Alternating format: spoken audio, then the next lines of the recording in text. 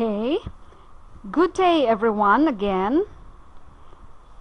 Here in front of us is one of the most comfortable scene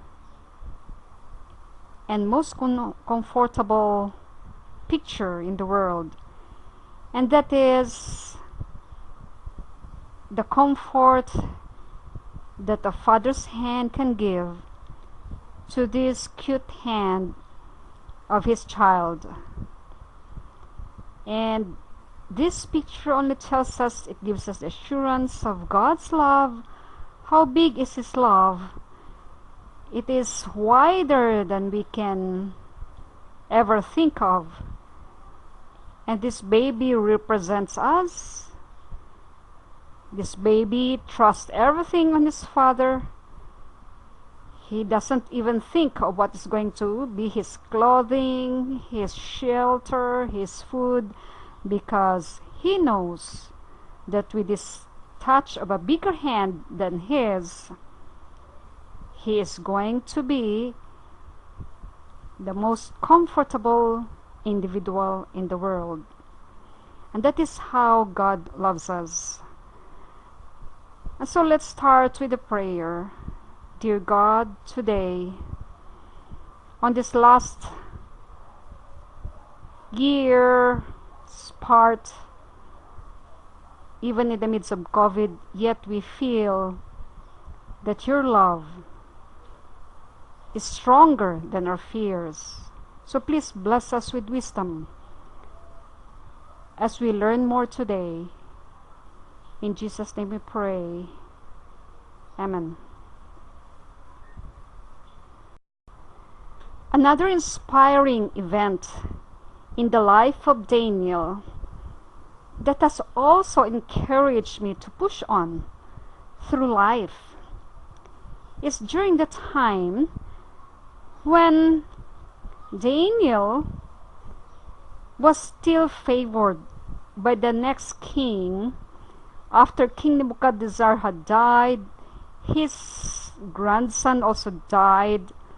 There was another king who rose up, the king of the nation that has conquered Babylon, and that is the Medes and the Persians countries. King Darius was so pleased in the personality of Daniel, and so as he listens to his wisdom, to his God-given wisdom, he was so pleased to appoint Daniel over all the wise men that surrounds his whole kingdom. And well, what do you expect from this? But these wise men who have already been there, and yet here comes a new one placed above them. So at this, the 120 administrators and the princes of the kingdom tried to find grounds, tried to observe and discover any mistake that they could find against and charge against Daniel. However, they could find no corruption in his work, nor negligence in the work, whatever work is assigned to him. And so, well, these 120 administrators were confused. How would they be able to topple down this seemingly, to them, he appears to be so full of air? Why would he be put on top of them when they were ahead in this office? And so the only thing that they could think of is to charge Daniel against his what? Against his own spiritual conviction. Well, they said among themselves, have you observed Daniel, that he seems to be praying to another god than the gods that we have here, than the idols that we have here? And so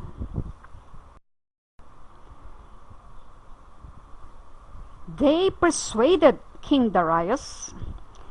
Well, of course, people who have evil thoughts and evil plans would usually what, flatter you. So be careful of flattering lips. People who flatter you, who seemingly to congratulate you, seemingly to express their admiration, be careful. There could be another motive behind that. And so this princess of and administrators of the kingdom came to King Darius. Well, of course, they flattered him with all the praises they can, and then they said, well, you should issue an edict and enforce a decree that anyone who prays to any other god or human being for the next 30 days, except to you, O king, because you are the most powerful human being here in this kingdom. You have even what? Conquered Babylon. So your majesty puts a decree that whosoever is going to what? To violate that, to observe and worship other gods except you, shall be thrown into the lion's den. Well, that is how things can go worse if you what? If you allow that envy inside your heart to grow. Okay, so today we shall be learning on automation and robotics that are used in the lab. Automated solutions may be available to be used either for pre-analytic testing, mixture just before the analytic, as well as the post-analytic stages of laboratory testings. In pre-analytic automation, this is heavily dependent more on, to avoid mistakes, it is more dependent on identifying, using the identification of the patients that are encoded in the barcode, the sticker bearing the barcode. And this is to ensure that the patient is safety with all his information and with all his data. The benefits of automation in the lab, well, of course, with the presence now of automated machines, it would reduce hands-on time, thus releasing of results will also be faster. It would meet the scalable needs, especially that now we can use smaller volumes, and the measurement, the scales in measurement that would be used in automated machines would be more accurate than just by doing it manually. It would offset problems on the number of staffs working in your lab. With all of this, of course, it would then result to a shorter turnaround time. When you say turnaround time, or TAT, or TAT, it means that it starts from the time the specimen is received into the lab until the time that the result is released. We call that turnaround time. And of course, with automation, it has helped a lot in shortening this TAT. Well, of course, with more automated and automatic computation, there would be fewer errors, not only in computation but automatic in the mixing and aliquoting of reagents and samples. This is also focused on value-based testing.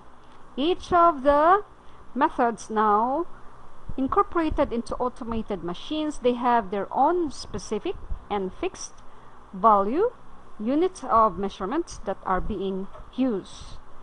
And because the specimens are, as soon as the specimens are fed into the machines, everything and all the procedures and processes and all the steps are now being done by the automated machine.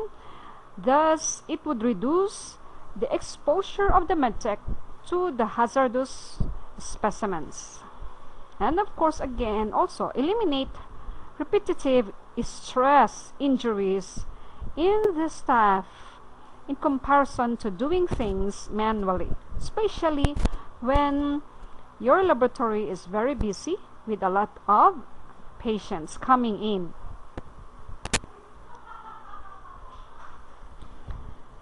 So, we can say that automated platforms significantly improve the following: reproducibility, meaning if you would want to have your result reproduce again, it is just there in the machine, it's more accurate.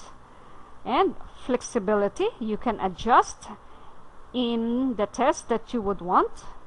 And of course, it is somehow lowering the cost because you have less people, less time needed, and of course also less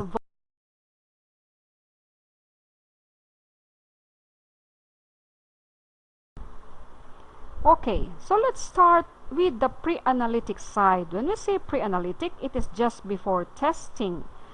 Then we have the analytic phase, which is the testing itself. Then we have the post-analytic, which is the releasing and the recording and releasing of results. Here in the pre-analytic phase of the testing, one of the earliest automated transport systems that is now becoming popular is the pneumatic tube. We have just few hospitals here in the Philippines that are using this. The bigger hospitals in Manila may already be using this. Then we have also one in Cebu that is also already implementing this pneumatic tube. I'm going to show you later how this one looks like. Okay, so this tube can transport the specimen from the emergency room or from the nursing station to the lab, and also from the lab it can transport the results from the lab going to the specific stations of destination. So this one could transport around 4 to 6 inches diameter of polycarbonate carriers. You place your result in there, or the specimen inside these polycarbonate carriers, and within there are foam, of course, to cushion contents so that there is lesser impact on the specimen as well as on the test tubes to avoid breakage. And it has been designed also that there should be less shaking and less vibration, also to prevent hemolysis. Okay, so this is one example of how a pneumatic tube would look like. Well, I'm showing you the starting and the end point. One of these could be the starting to send specimen, the other could be receiving the results, and of course this one is continuous with long tubes that could be hidden within the wall, could be hidden within here in the Kesame buildings. And this one has helped a lot in the pre-analytic, in cutting the time spent in the pre-analytic phase.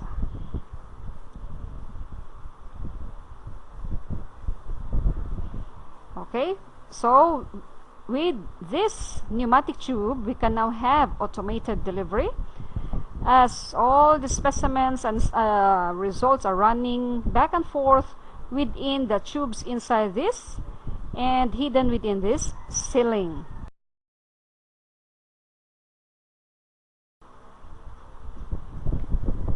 Okay, on the next step we have the analytic phase.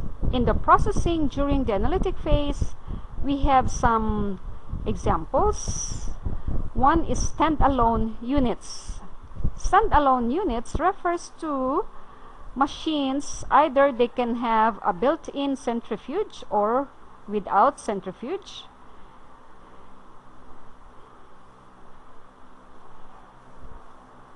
And here, of course, we have the different steps that could be involved, not only in the pre-analytic, but also in the post-analytic.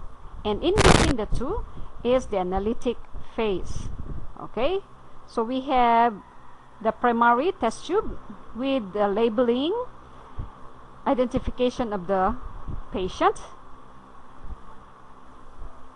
This one may be done, especially if it has not been done in the emergency room or in the extraction area, which should be the proper one. If not, then it has to be done yet by the medtechs who are receiving the specimen together with the request. Okay, we have the laboratory information system, or the LIS receiving is also part of. Here are pre-analytic and post-analytic steps. We have the sorting, centrifugation, decapping or removing the caps of the test tubes. We have also secondary tube labeling, as you transfer a portion of the plasma, as you get an aliquot of the serum from the first tube to the second tube. Then of course you have to check on the volume, whether it's okay, or are there some clots, or is the serum very clean. And as you aliquot, get a portion, and then you would like to sort your test tubes into different areas. You can put in test tubes that are going to the same department, towards the chemistry, others would be going to the hematology, and then still others may go to other departments within the lab. And from the decapping, after you're done with the specimen, you now would like to recap it, and of course to store the sample, especially if you would like, if there's still added tests, then it would be easy for you to retrieve it if you have stored it also in an organized manner. So all of this actually are the different steps that may also take time. Okay. So here in the analytic processing, the step in between this, which is the actual processing of the specimen. Okay, we have mentioned of standalone units. An example to this is the Beckman Coulter machine that can perform CBC. It has its own centrifugation inside, and it may pick and perform some of this, eliminating added stress on the manual job. Okay, so some of this may be done by the machines alone. Whereas in the fully automated modular design, machines that are used here may even perform some of the post-analytic steps that are performed by, that may add to the time spent in the processing. Okay, so this automation is really making the burdens of the laboratory people and the medtech people lighter, because as we have said, some of these machines may perform most, if not all, of these steps that are needing some time coming from the medtechs. And so shortening the time, as well as of course removing additional stress on the performer in the lab. Okay, so for post-analytic processing, for those that are already done with the analysis, there are some systems, in fact some machines may include a refrigerator within, a built-in refrigerator to store the sample. Some may even store the reagents.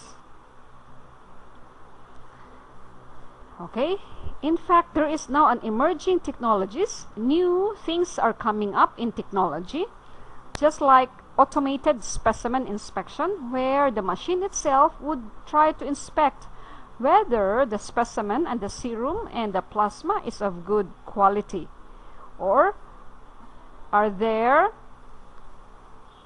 errors in the identification of the sample.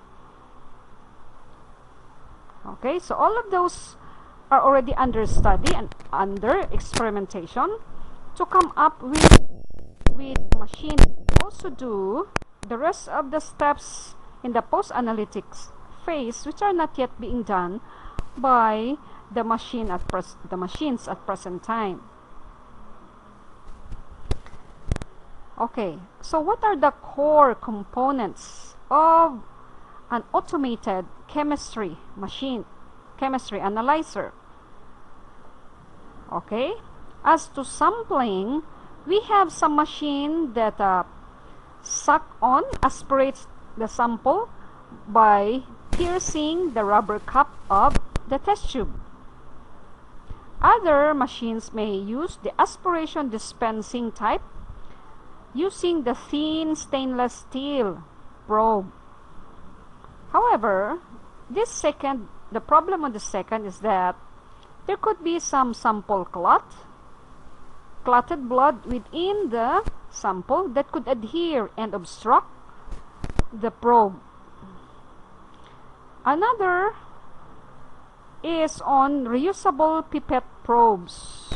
Well, of course, if your machine is having this, the main problem would be is the carry over. You'd be carrying over the one specimen to the next specimen.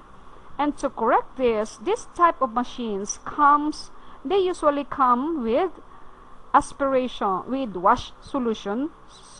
These wash solutions, which you also have to buy together with the reagent, are there to be aspirated. As soon as the probe has aspirated on the sample, it also aspirates on the wash solutions to rinse the probe. Okay, in fact, another one also does the back flushing. So instead of aspirating the wash solutions, they can also other machines can also use the back flush method, where it flushes out from the probe the washing solution. Okay, so that is here. We can illustrate it here. Here comes this looks like a CBC machine, and then we have a probe over here.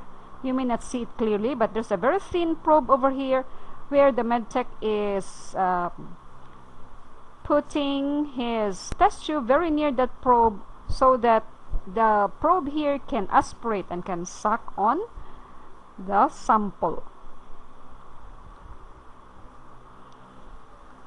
Okay, another major component for an automated analyzer is the handling of reagent.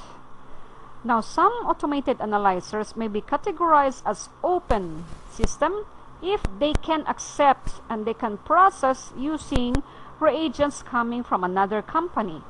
And then if they can accept only and they can run only and process procedures that are using their own reagent, then we call it a closed system. Okay, open, if you can process even if you are using a reagent from the other company, whereas for closed, receives only reagents that are coming from the owner of the machine itself. Now, an open reagent system may be able to accommodate from another reagents coming from other party or third party, and so there is greater flexibility. You can adapt, these machines are able to adapt to new methods and thus making it easier to process your analytes. Okay, analyte means the substance you would want to test in a specific specimen, whereas a closed system allows only the usage of the reagents belonging to the same manufacturer of the machine. Here, of course, the reagent could cost more because you cannot do otherwise but use their reagents.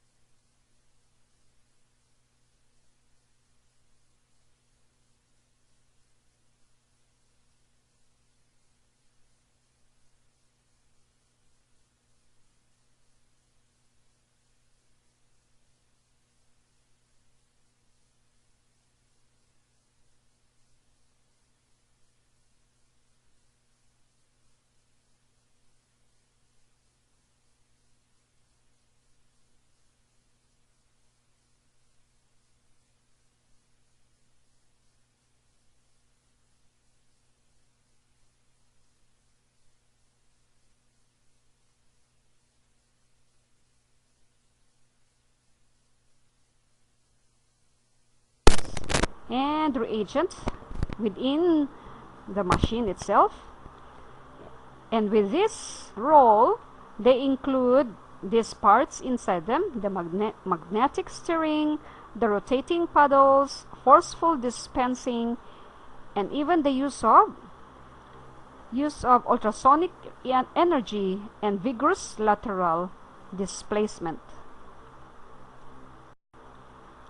Okay, the fourth component for automated processing is the detection, data processing, and real-time monitoring. Signal processing converts analog signal from the detector. Say, for example, you would like to detect sugar, fasting blood sugar or blood cholesterol. You have put there one signal that may be able to detect the presence of these substances, and whatever is the interpretation coming from the detector, it transmits the signal that can now be usable as it comes out and pops up in our screen, computer screen attached to the machine. So within the analyzer, the computer controls a lot of processes so that they are uniform, they can be repeatable, and they're in the correct sequence. So nothing is missed. There's the pipetting devices inside, the moving cuvettes carrying the specimen. These are small test tubes that are specific for the machine. We call them cuvettes. As they move from one point to the other, or sample tubes themselves, and even for the time of dispensing reagents, everything can be uniform and equal as you program them within the computer. And also with the advent now of this automated machine, there are now incorporated within them user-friendly software that are able to display the charts for us, graphs, instead of us making the graphs of our testing, daily making our graphs on the test that we have done. Here, the machine itself some machines are now able to do the Levi-Jennings charts and graphs for us. It can always also display the calibration curves to help us monitor whether our procedure is still okay, the reagent still okay, and the machine still functioning well. And of course, it can even display steps on how to troubleshoot in case a problem arises. And some of this, in fact, the bigger companies or even the smaller companies, for as long as you would be wise enough to befriend them, even during office hours, if you have some problems, you may still be able to communicate with them. Other vendors, meaning the companies that are selling and and who owns this machine, well, other companies, especially the bigger ones, may have their real-time monitoring, meaning as you process the specimens in your own laboratory, the main office, let us say the main office, say for example for Roche company, the main office in Manila, their IT department may be able to monitor when a problem arises in your own lab. They would be able to detect it from Manila as you use their machines. So that is one advantage of this type of machine. Okay, we have also what we call as work cell. Now, work cell is an integrated groups of chemistry. It may not be chemistry, but several machines put together. Either they can function as a single unit, or they can function for several departments and several units in the lab. You just have to feed the blood and the sample once, and it would now be the machine who would be in charge of distributing this to the several analyzers. For example, you can have chemistry, hematology, and coagulation attached to each other. Okay, so a work cell can be either a virtual or physical. Here in the virtual, the devices are not physically connected. However, you may be able to regulate them and monitor on them through a common software known as the middleware. Meaning, it's just like the internet, you can monitor several computers around you. Okay, this is the principle for that virtual work cell. Whereas the physical work cell, you have these different machines for chemistry, hematology, and so on, connected to each other. And there's a single sample loading, meaning you just have to feed your sample and the blood of the patient once, and it will have its own robotic mind, an automatic mind of transferring the sample from one machine to the other. Okay, that is one example of a physical work cell.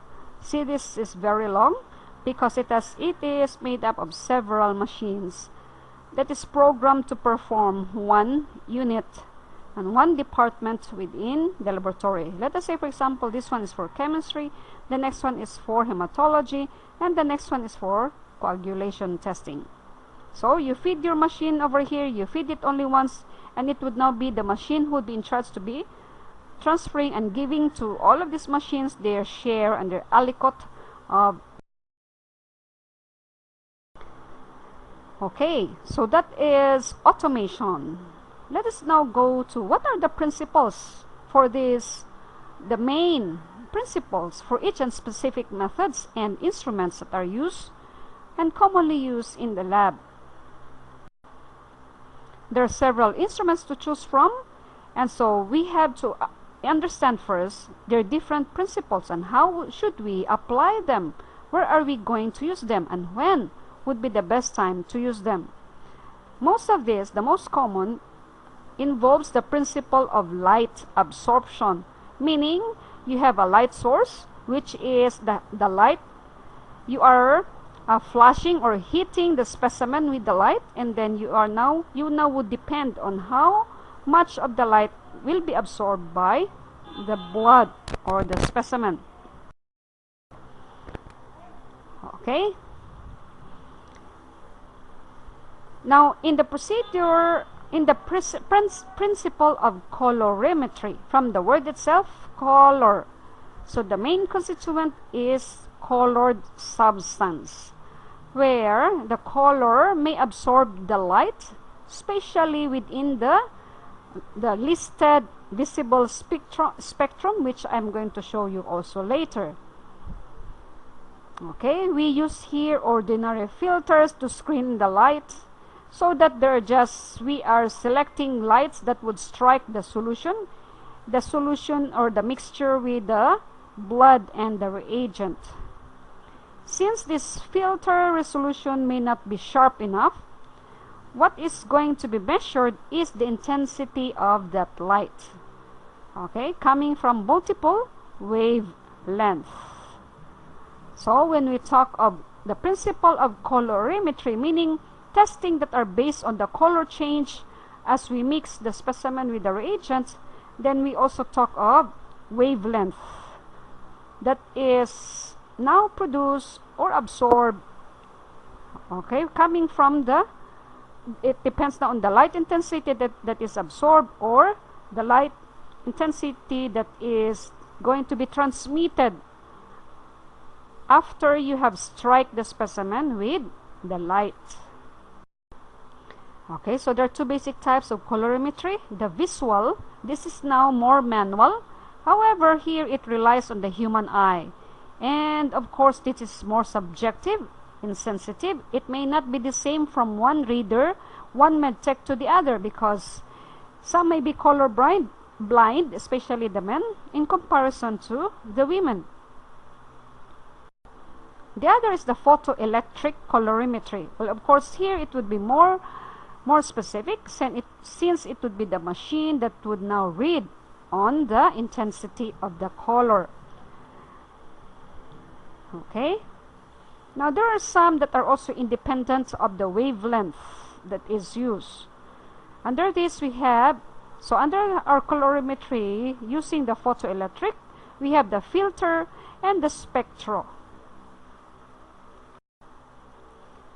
Okay, and talking of this light and the transmission and the absorbance, we have also some terms to understand.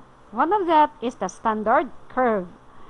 Standard curve is used to define the limitation of a procedure. When we say assay, that is the procedure or the method. It involves measuring the absorbance of several standard solutions as well as calibrating the result so that we are able to establish the standard curve. Okay, so how do we establish the standard curve? Of course, first we have to determine the range of the values expected for the normal. And then when do we say when it is abnormal? Then we have to assess whether these ranges that you have set can be measured by the method you would want to choose to use. Okay, we must also prepare a number of standard solutions that has the values within the range that you have determined. Okay, then after that, after all of those preparation, we have now the values, we know the methods. Now we have determined the ranges of the normal and abnormal values. We now can assay, meaning process, run, okay, the standard solution together with our sample blood. After we have run that, then we plot what is the reading for the standard curve, the curve that has been produced on the running of the standard solution. And then we can now examine also the curve for its limitations.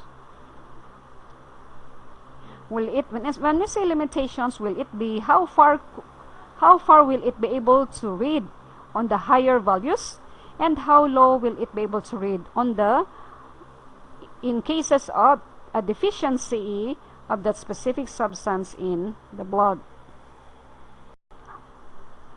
Okay, so this is an example of standard curves, meaning after running, we now can plot and we can observe on say this one is an example of standard curves for the albumin standard solution. So we now can observe whether we are still following the same pathway. Okay, so what are the limitations in our curve?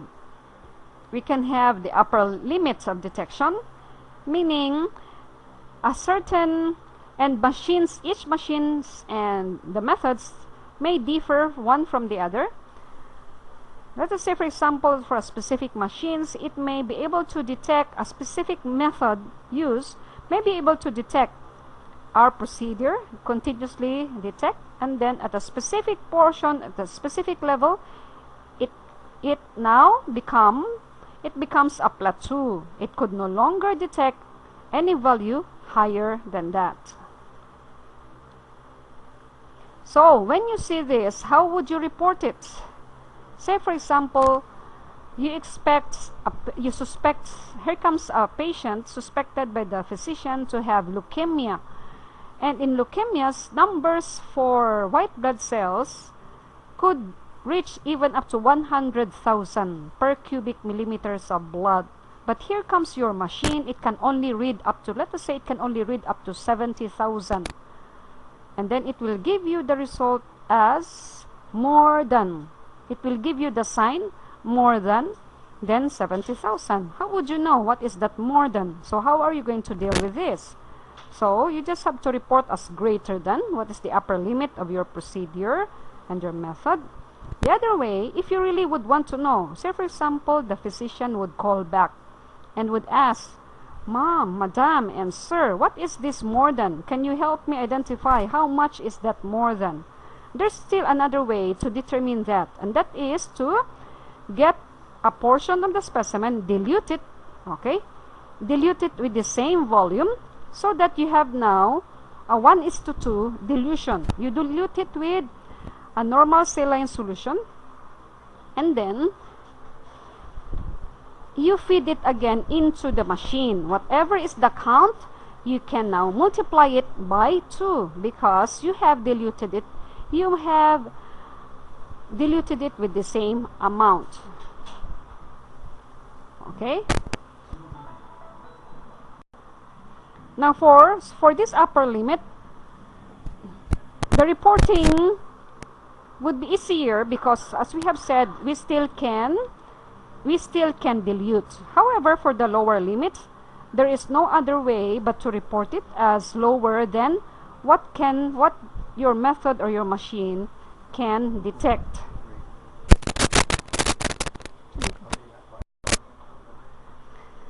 Okay, so for example, we have here, this one is too low. And so how are you going to deal with this? If your machine says it is below, then you just have to report it as less than, and what is, then you add in here whatever is the value that is given to you coming from your machine and coming from the method you have used. But you have also to check, is this really the value of the patient, or is there something wrong? Maybe in your reagent, could there be some deterioration in your reagent, or the rest of the solutions and the things that you are using for testing? If you suspect that there's already a deterioration for your reagent, then you have to prepare a new curve. Okay? So as soon as we have run our standard solution to our unknown, we can now compute using this formula. We have concentration of the unknown, okay, and then we are going to compute it against the standard, the known result, known value for the standard solution. So we have in here concentration of the unknown equals the absorbance of the unknown solution, multiply it by the concentration of the standard solution, divide it by the absorbance of the standard. Okay, what else aside from the standard solution?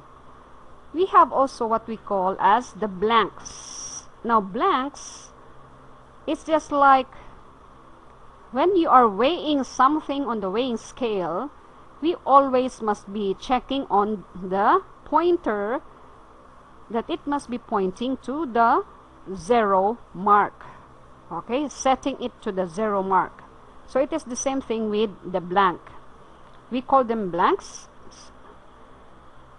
This solution would set our disturbance to 0, and the commonly used solution to set everything to 0 is the distilled water. This would also ensure the accuracy of the result before releasing them. So these two, the blanks and the standard solutions, are both reference materials. There's also another solution that is being used in each and every day as we process things. We call them control solution. Now, control solution are used to test and to check the accuracy of our procedure. Okay, we are going to describe that control solution further. Okay, we go first to the blanks. Two types. One, it could be the reagent blank, meaning you just have to put in a portion of the reagent into the test tube with the same volume as with the same volume that you are using in the other test tubes. Say for example, we put here in one test tube, it's all reagent, there is no blood in it, it is all the reagent. Okay, we call it the reagent blank. No sample. And when do we use it? We use it when we would like to correct for the absorbance readings that may cause some errors if there are other materials mixed in the reagents. And there are two ways of reagent blanking. One is to, as you use the reagent blank, is to set the absorbance to 0. Okay, as you place this into that hole, then you set your machine into 0. Commonly used is distilled water. Okay, distilled water, or you can use the reagent itself.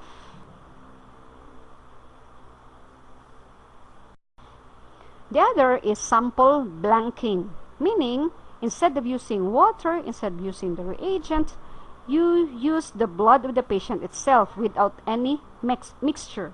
No reagent, just the sample, and see the difference between the sample with the mixture and the sample without any mixture. So the sample without any mixture now serves as our sample blank. So this time, when do we need to use this? This is for correcting non-specific absorbance and reactions coming from other substances in the blood. Let us say, for example, you would like to check only on the sugars and the glucose of the blood, but it seems to be that you are doubting on your result. Try getting some sample without mixing any reagent with it and check, okay, because there could be some mixture of hemoglobin coming from lysed red blood cells. There could be some increase in bilirubin, the presence of higher lipids that is now interfering with our testing for the sugars. Now, when using sample blank, of course, you have to use separate blank for every sample or for every patient, because you have to use their own sample and their own blood to serve as their own sample blank.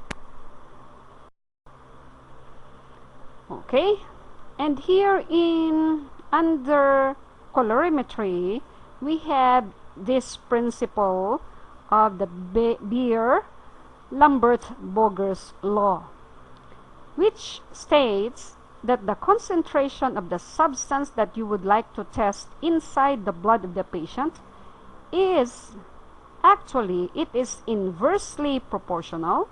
Okay, take note, the concentration of what we would like to test in a specific specimen, it is inversely proportional to the logarithm of the transmitted light by that specimen as we strike the specimen with a light. Okay, inversely proportional to the transmitted light, but directly proportional to the amount of light absorbed by that specimen.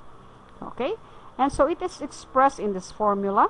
A for absorbance equals ABC equals the logarithm of 100 over percent transmittance, or it can also be transformed in this formula. Okay, C is equals A, concentration is equals absorbance over A small b, where A, capital A is our absorbance, capital C is our concentration, Small a is the absorptivity of the compound we would like to test under standard condition. B is the light path of that specific solution. And our letter C here, letter C, is the concentration of our compound. And of course, the percent T there is percent.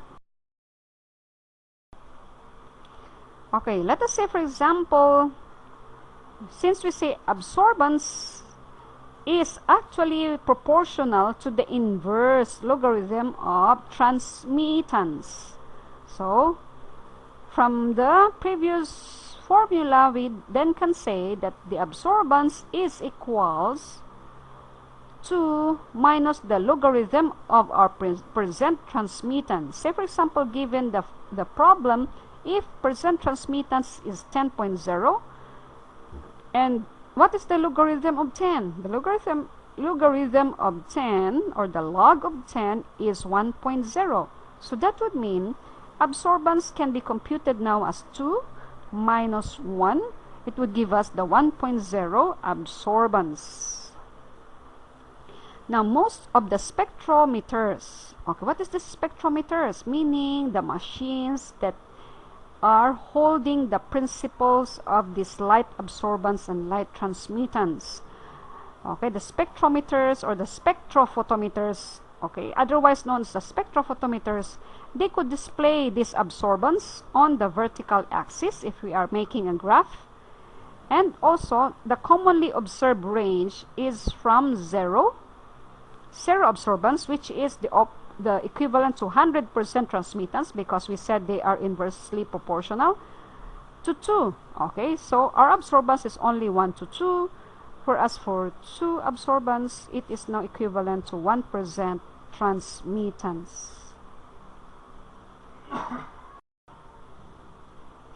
Okay, we have also this term absorptivity. Absorptivity is unique to one particular substance. Depends on the wavelength. Specified absorptivity can be assured only if the accuracy of the wavelength is maintained. Okay, so here is our graph of the wavelength of our lights against the intensity of the light. And of course, we have here a band from B to C. Okay, band pass is the line from B to C, which represents smaller spectral band width. Okay, the width, and the higher the absorptivity, meaning the better also the analysis. Okay, now the Beer's law may only be applied if we have the following requirements that are met. One is the substance of interest, the analyte, the chemical of interest must be monochromatic, meaning it has to have a single color. It should give us a single color. What else? The solvent absorption should be insignificant, meaning we would like to test for sugar, for the glucose. It should be, does it give us the single color? Okay, that may be interpreted by the machine with our spectrophotometers. How about the absorption of the plasma or the serum surrounding the glucose?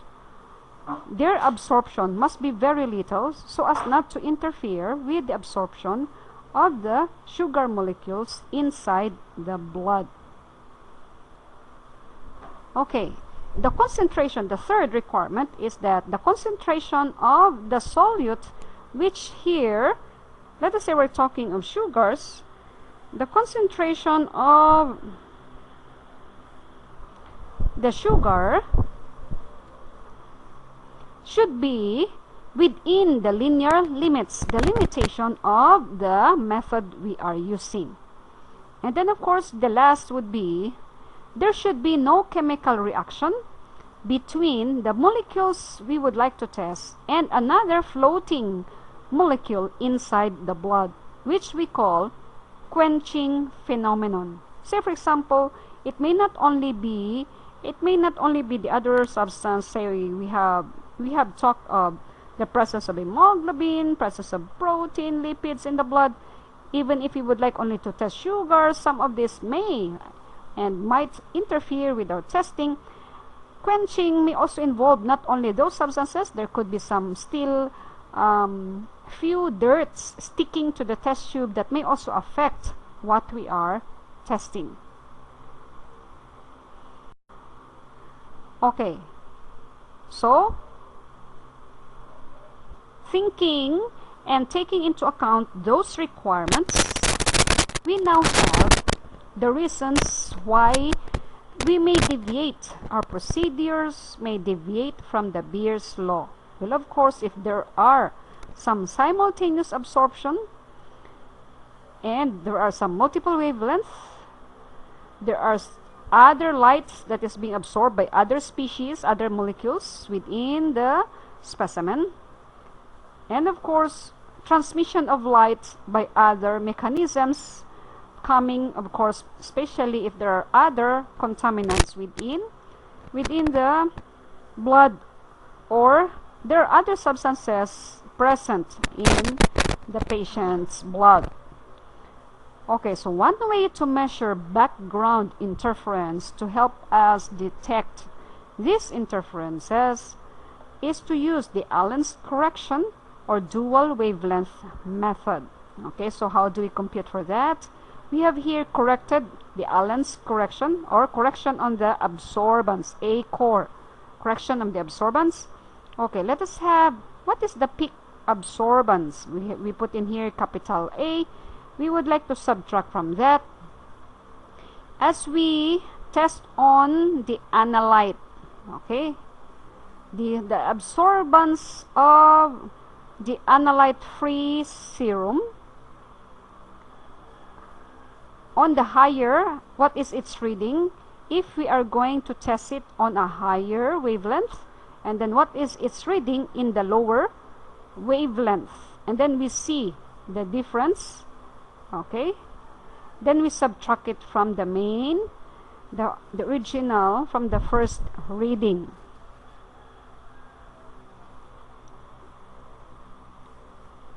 Okay, again, we would like to get the absorbance. After that, if you suspect that there are other interferences, then we would like to check on the absorbance of the serum that has where we have already subtracted the analyte. We have taken out the analyte from that specific serum.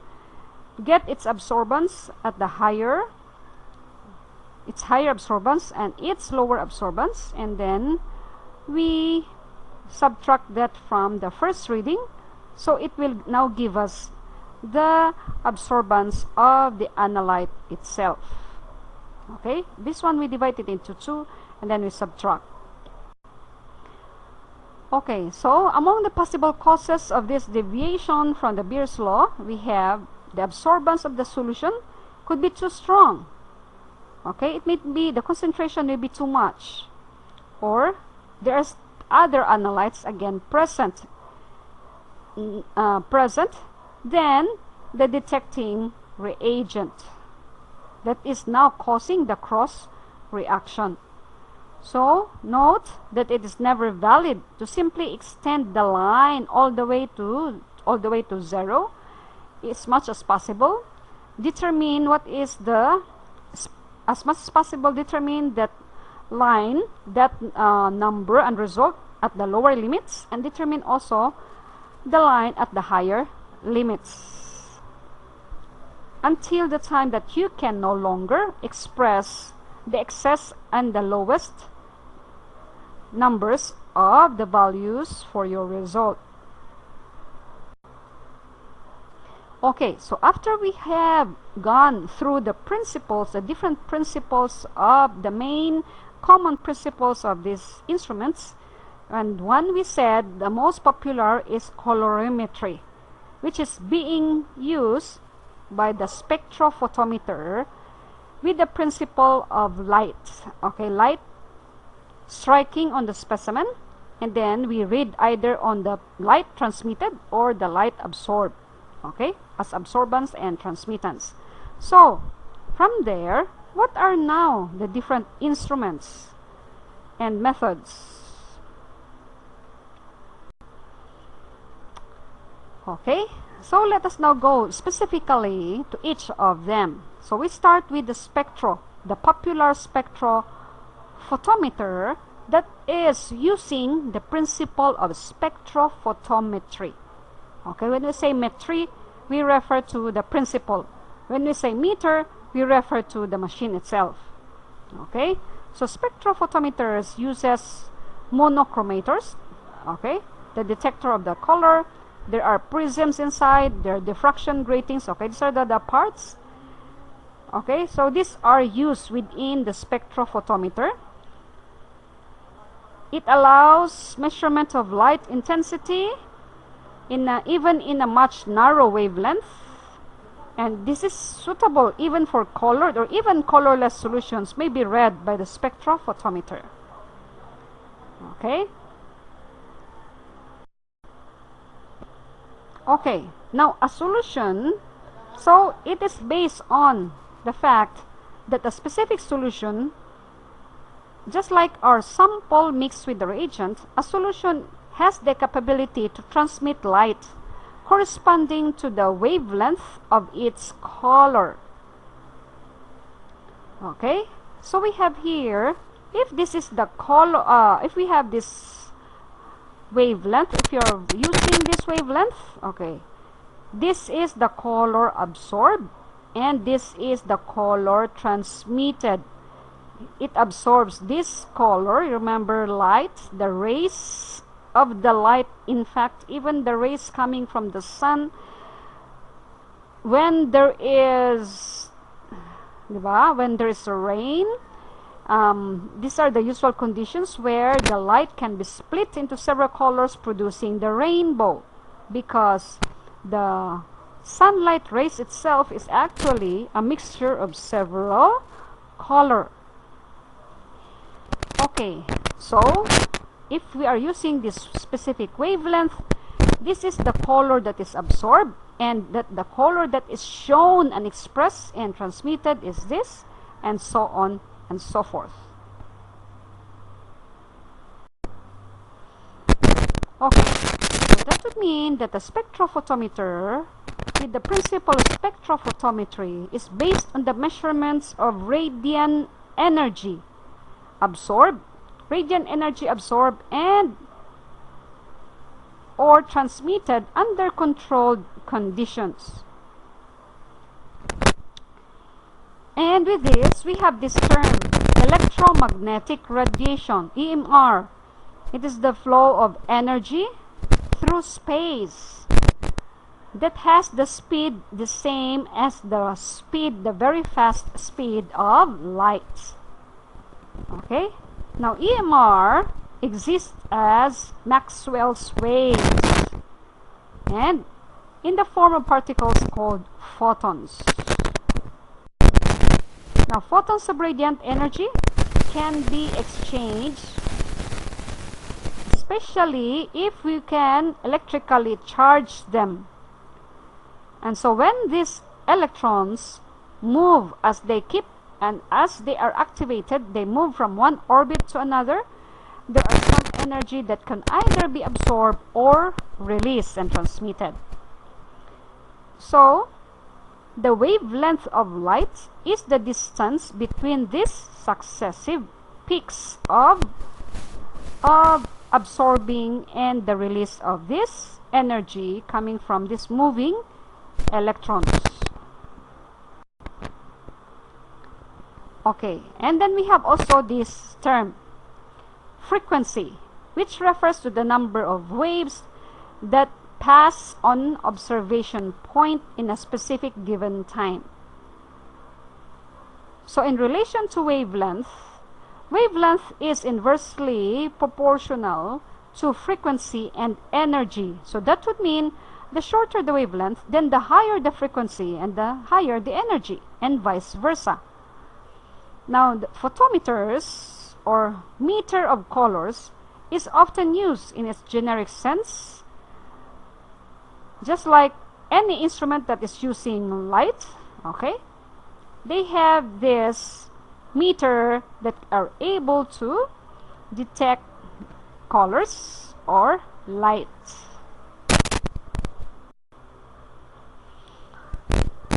Okay, so among the photometers we have the spectrophotometer, which measures the absorption of single colored light. We have also what we call as flame photometer, which are able to measure the light emitted by single atoms as we use flame. That's why we call it flame photometer. We have also what we call as atomic absorption photometer, which uses heat. Then we have also fluorometer, which refers to fluorescence.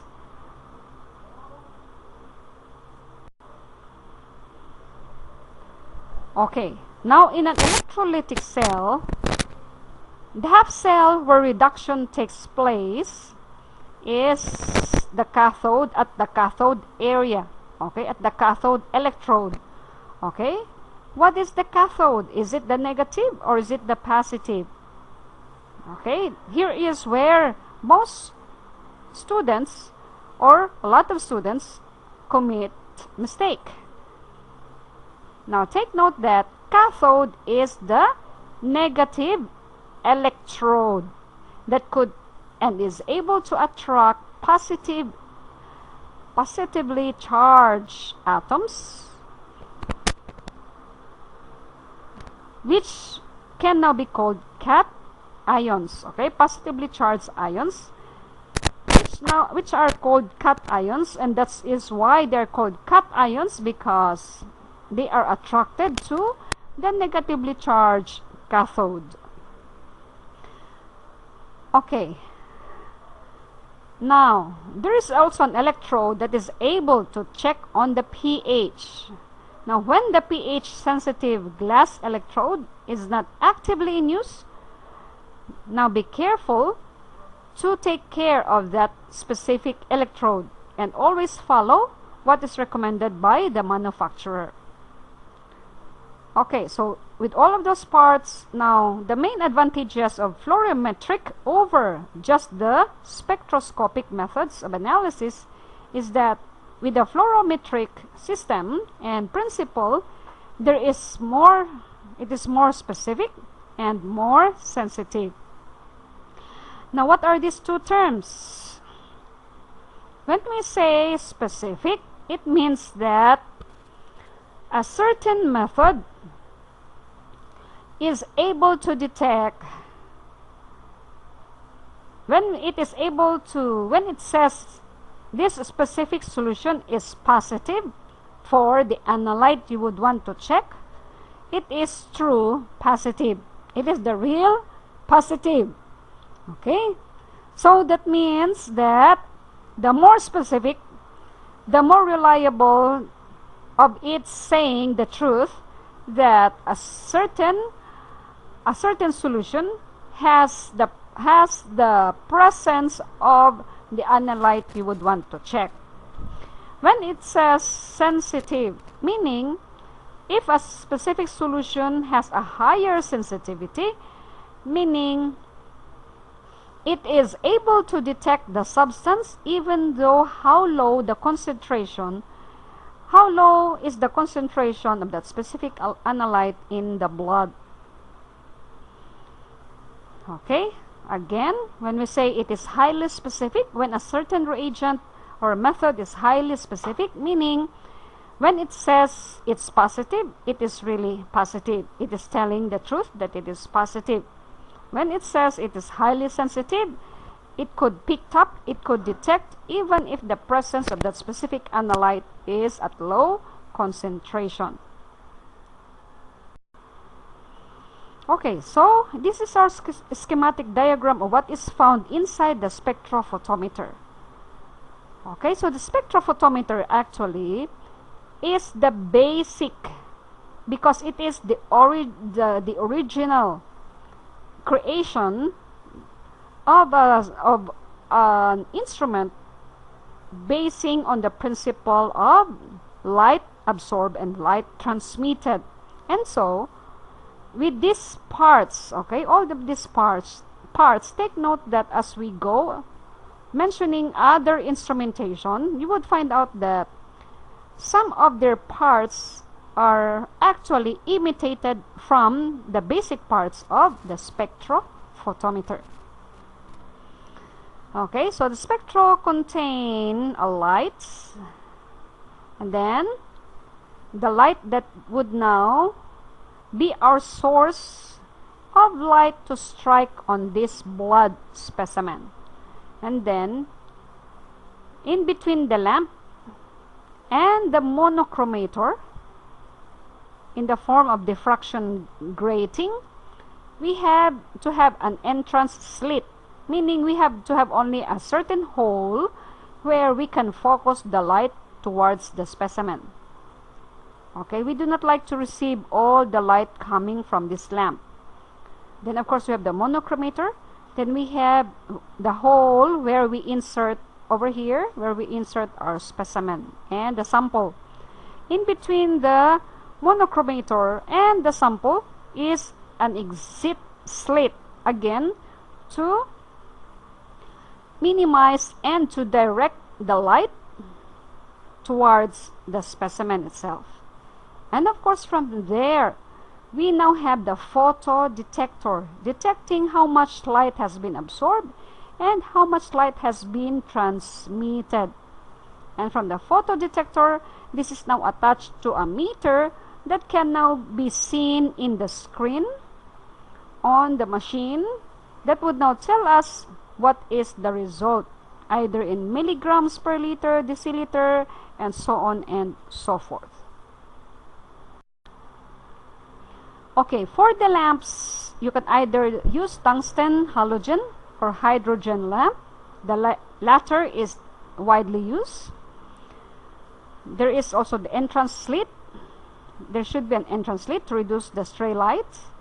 Monochromators could include prisms, diffraction gratings, and even filters. And these prisms could either be wedge-shaped, coming from glass or quartz, or even sodium chloride, the crystal sodium chloride. Diffraction gratings are made by cutting tiny grooves or slits into an aluminized surface of a flat piece of crown glass. Then after that would come our specimen placed inside cuvettes. Cuvettes are small test tubes specifically designed to fit into the hole in the spectrophotometer machine. They're made up of soft glass, borosilicate glass, or quartz, or made up of plastic. Then after the specimen will be our photo detectors, which can include either barrier layer cell, phototube, or the PMT, and other semiconductor. So all of these devices use photosensitive materials in their cathodes. Okay, now some types of spectrophotometer have a double beam system. Okay, so called because their monochromatic lights are either have the position of the monochromatic lights may contain either a single or two identical monochromators. Sometimes the double would come in the photodetector area. So instead of the monochromator side, it would be the photodetector that is doubled. Now in a double beam type of spectro, the light beam is split with a rotating chopper that could now alternately present a mirror as well as an opening. Okay. Now, how to do the quality control, whether our spectrophotometer is still functioning okay. We may also use holmium oxide glass filter to assess whether the wavelength that is passing through is still accurate. Okay, so this is an example of an actual spectrophotometer, and then we have here, we can open that lid over there, and then there's a hole there where we can insert our specimen. Okay, so here is our lamp, and then we have our prism, then we have our sample, and then our photo detector, and of course our meter. So what else could be distinguishing between a double beam from a single? For double beam, it is able to compare the sample and the reagent blank absorbances together in one setting. Okay, how about the flame, the one that is using flame? Now the common use for this is on metals and ions in the blood. So here, what happened actually inside is that the sample or the blood is nebulized and converted into fume, into a fine aerosol, and then introduced into a specific flame where it is dissolvated, vaporized, and atomized. Okay, atomized. Now the particles, so now that has been converted into specific atoms and molecules, they are now going to be excited as they are exposed to the flame. And as they're excited, when they cool down and return from their excitation to a lower or ground electronic state, they emit radiation with a characteristic feature only specific to that analyte or to that trace metal or to that trace or to that ion. So they present different colors. So the emitted radiation passes through the monochromator, and then we have from there we have the photo detector that is now able to determine and to measure the radiant power. Then it can now be transmitted to the meter and to the recorder, and we can see it through the screen, okay, in the computer system. So this is the principle, the main principle for the flame emission spectroscopy.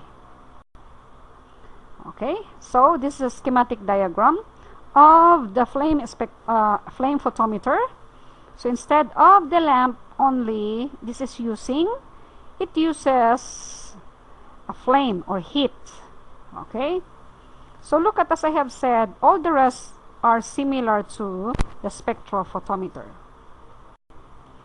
Okay, how about atomic AAS, atomic absorption spectrophotometry? Presently, with the coming up of several more modern instruments, the AAS is now almost limited only to testing metals in the blood, such as lead, especially in lead poisoning. Okay, so here in the atomic absorption spectro, it has a beam chopper and a tuned amplifier. Okay, so this is an example of an atomic spectrophotometer. How about for fluorometry? Using the principles of luminescence. Okay, here, luminescence or bioluminescence is based on an energy exchange that can occur when the compounds you would like to test absorb electromagnetic radiation.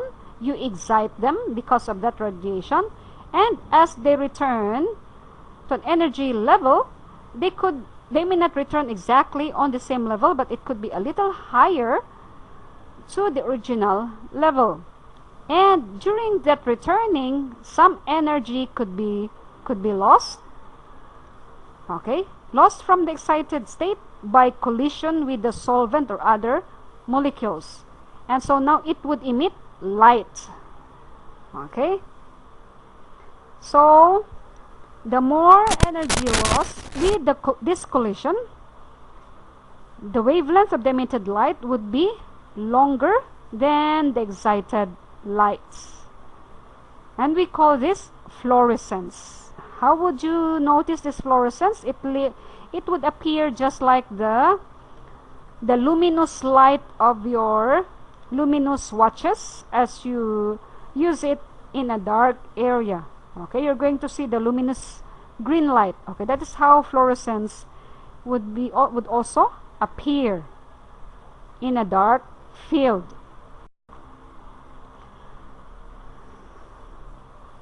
Okay, just in case the excitation energy would come from the chemical and not because of the photoillumination, okay, then we call it chemiluminescence, which involves only the oxidation of the organic compound, okay, by an oxidant which you have used. So instead of those energy, the excitation of electrical energy, instead we are using chemicals, we are using oxidant. That's why we say chemiluminescence. Lumin is or refers to the light. Okay, so fluorescence is the more common of among these processes to be used in the clinical laboratory. So again, what are its components? Again, try to observe in its components, because you will again find similar parts that are also seen in the spectrophotometer. Okay, and try to also observe what is the difference. So here we have an emission monochromator, okay, a second monochromator. Okay, so the advantage of fluorescence over just the plain spectrophotometer is it is extremely sensitive. It could pick up very low concentration of the substance you would want to test. Okay, this is an example of that and of a photofluorometer. Now, fluorometers are designed so that the path of the exciting light is at the right angle to the path of the emitted light by the chemical you would want to test in the specimen.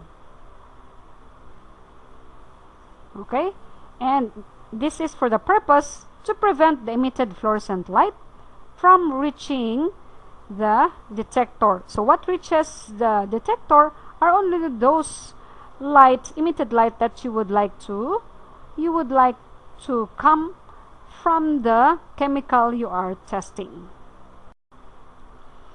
Okay, how about reflectance spectroscopy? Reflectance is based on the ability of the spectra to measure the reflection coming, okay, from the word reflect, reflection coming from the materials you are testing. Well, this one provides the comparison of the color coming from different samples as you test them. So here we can use a reflectance spectrophotometer. It is similar to the standard UV ultraviolet or visible spectrophotometer which we just discussed earlier. Now, if it quantitatively, so it doesn't only detect the color, but it can quantitate the intensity of the reflected lights.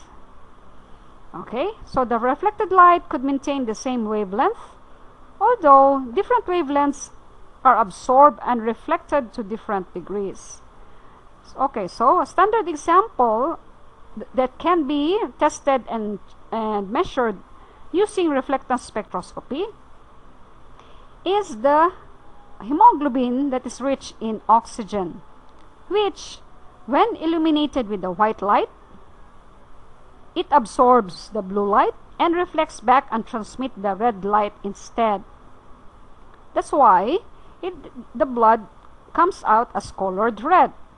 Whereas the deoxygenated hemoglobin, the blood that has less oxygen, especially the blood coming from the veins, this absorbs a higher degree of red light and now transmit the blue instead. That's why the deoxygenated, or the blood coming from the veins or the venous blood that has less oxygen, would now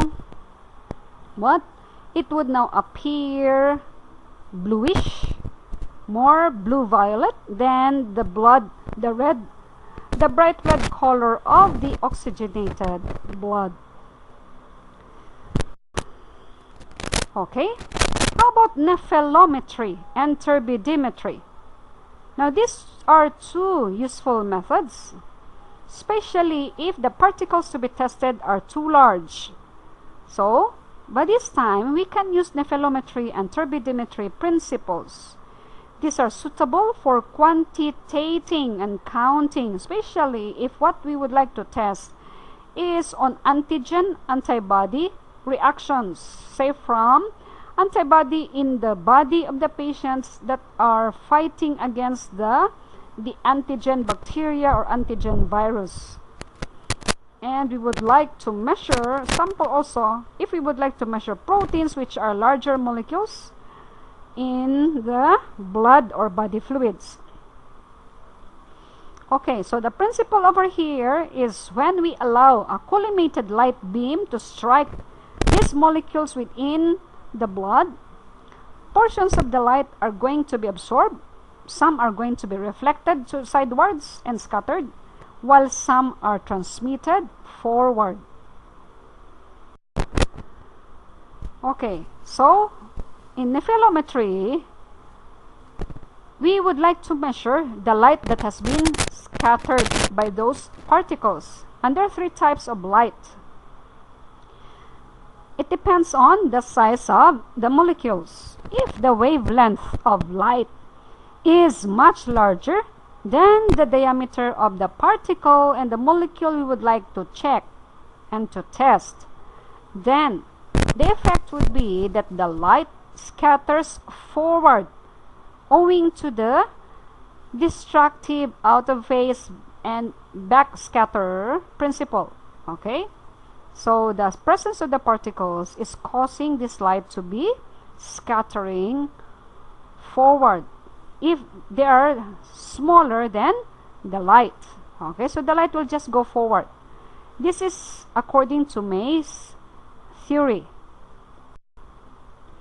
However, if the wavelength is of the same size with the particles, there will be more light that will scatter than the light that will be moving forward direction. This is according to the Rayleigh-Debye theory.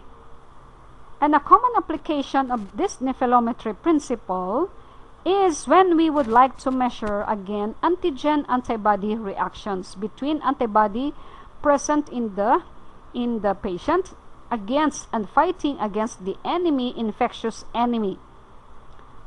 Okay, so what are the parts of a nephelometer instrument? We say again, when we say meter, we refer to the instrument and the machine. When we say metry, then we refer to the principle. A typical nephelometer has the following parts. Again, look at how they are very similar to the spectro, except of some difference, just like the collimator and the stray light trap. Okay, so this is an example of a nephelometer. Okay, so for macromolecules that are larger than the light, then the more the light is going to scatter than moving forward. Now, the light that is used for nephelometer, it could either be a mercury arc lamp or a tungsten, or it could also use light emitting diode and also a laser. Okay, so this table here gives us the probable result and description of where the light would be traveling when it strikes a molecule, depending on the size of the particle. So if the light is bigger, then the distribution of the light is symmetric, same and equal. as they move forward. Whereas if the particle is a little larger, then there will be some that is going to move forward, some are going to be scattered. But when the particle is much larger than the light, then we would see a lot of those light scattering sideways. Okay, how about the partner, the turbidimetry? Turbidimetry is based on what our naked eye can see from the word turbid. Okay? Well, a certain specific solution can appear turbid in front of our eyes, especially if the particles are not that much absorbed and are still floating within the solution.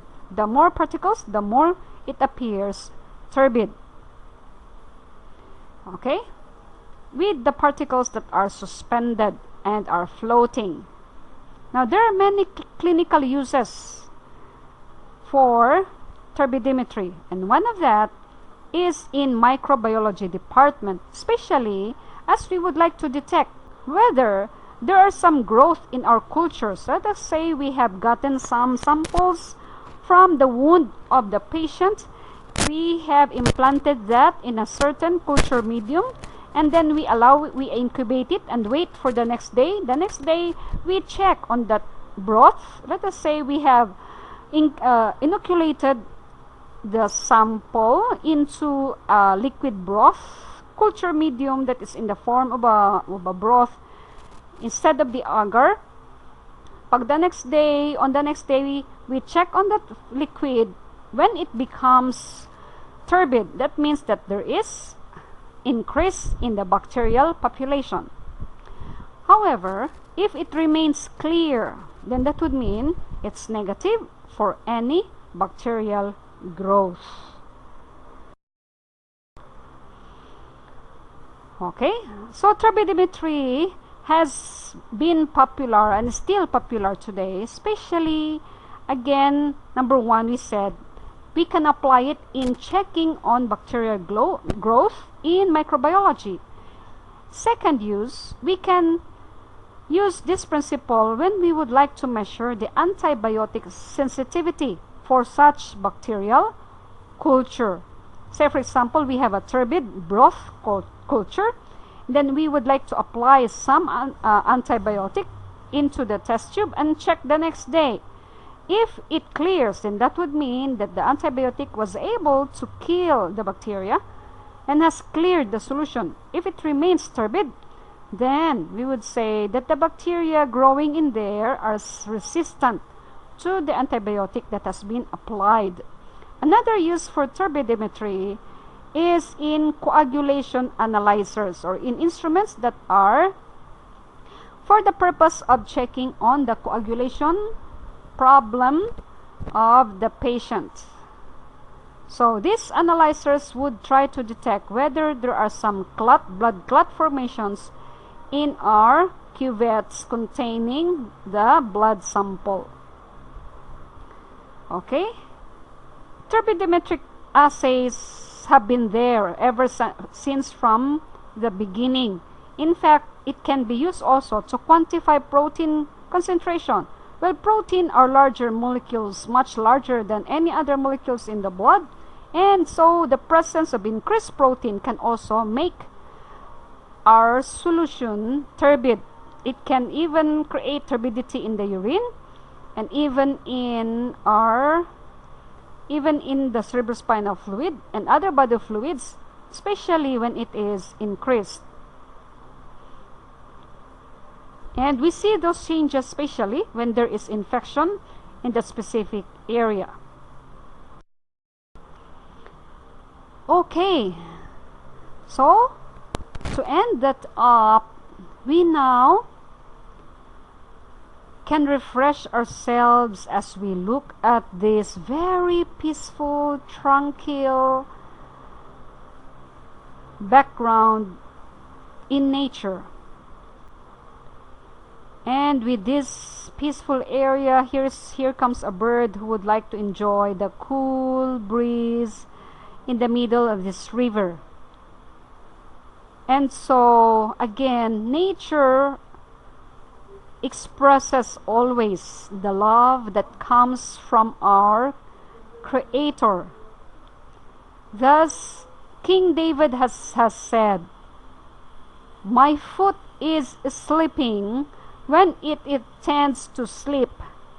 Then I know that your unfailing love, O Lord, is there to support me. When there is much anxiety within me, especially during this pandemic and this crisis, still I am comforted, and there is consolation within me, brought to me, coming from you, and you fill my heart with joy." Wow! What a beautiful promise. So let us pray. Dear God, thank you very much, for you have extended, and you always extend your arms of love to embrace us, so that our anxiety, our fears, our stress, our worries, especially during this crisis that is affecting not only our health, but affecting our finances, yet we feel that you are still there and you are not leaving us, for we know that you are not the originator of this disease. But despite of how the enemy is trying to disturb us, yet you are always there, embracing us with your love. Thank you for that. Cleanse our hearts and accept us again. And thank you for protecting us together with our families. In Jesus' name we pray. Amen.